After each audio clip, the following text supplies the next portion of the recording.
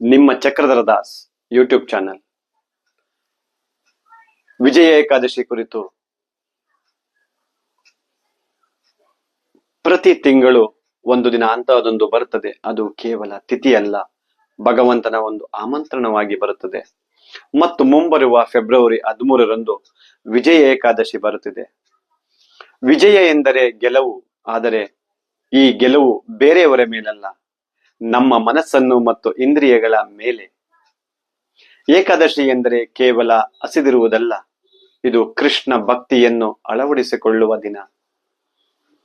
ಈ ದಿನ ಕೇವಲ ಅನ್ನವನ್ನು ತ್ಯಜಿಸುವುದು ಮಾತ್ರವಲ್ಲ, ಅಹಂಕಾರ ಮತ್ತು ನಕಾರಾತ್ಮಕತೆಯನ್ನು, ನೆಗೆಟಿವಿಟಿ ಕೂಡ ತ್ಯಜಿಸಿ ಹೆಚ್ಚು ಜಪ ಮಾಡಿ, ಹೆಚ್ಚು ಕೀರ್ತನೆ ಮಾಡಿ, ಹೆಚ್ಚು ಹೆಚ್ಚು.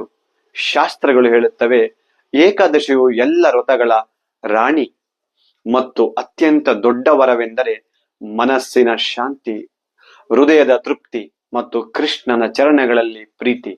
ಆದ್ದರಿಂದ ಈ ವಿಜಯ ಏಕಾದಶಿ ಎಂದು ಕೇವಲ ಉಪವಾಸ ಮಾಡಿ, ಫಾಸ್ಟಿಂಗ್, ನಿಮ್ಮ ಆತ್ಮವನ್ನು ಉನ್ನತೀಕರಿಸಿ. ಹರೇ ಕೃಷ್ಣ.